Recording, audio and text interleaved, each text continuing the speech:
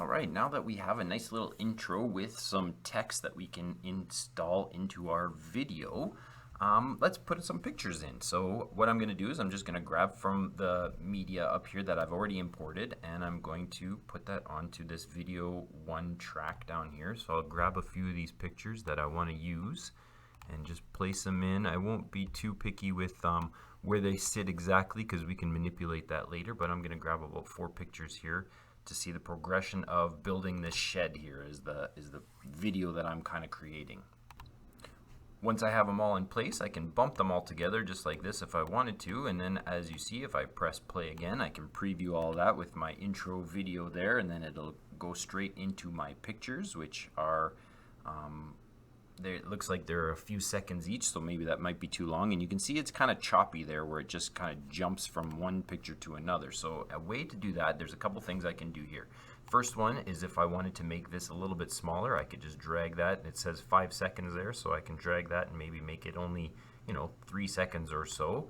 And then I can bump this and I can make that one also just about 3 seconds. You can see the time there in the middle of the box to show how much time. It looks like 5 seconds is kind of the default there. So if I wanted to bump those all into a little bit shorter, I just kind of make them all a little bit smaller and I can bump them all in. But they were still kind of choppy, so what I want to do is I want to add some transitions in between these pictures. So I can go up here to my transitions page, and then what I'm going to do is there's lots of transitions that are free for you. You can preview them all if you want to, but I'm just going to choose a couple here, and I'm going to put them in between my pictures. The green line means you can drop it there. If it's a little red line that comes up, you can see that it doesn't want you to drop it there. So you got to wait for that green line to be there, and I'm just putting in a few of the different ones here to show you what it looks like. And then once that is there, you can also preview that. So going from my intro to picture now, it does a little bit nicer of a transition. You can see it's not quite as choppy, and there's different ones you can choose from, and it makes it a little bit more professional. Now there are a couple of other things we can do with our pictures here too to make them a little bit more interesting.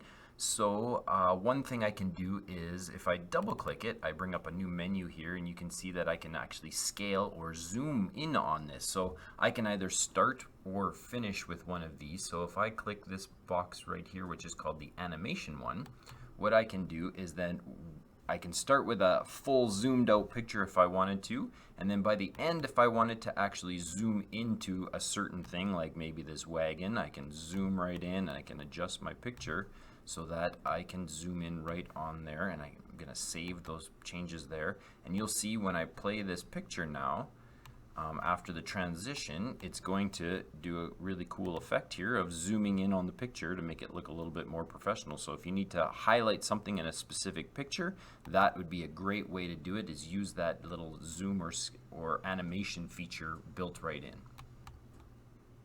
So give that a try, see if you can add a few pictures, put in some transitions into your pictures, and then see if you can want to practice with that little animations feature to see if you want to highlight anything in your picture.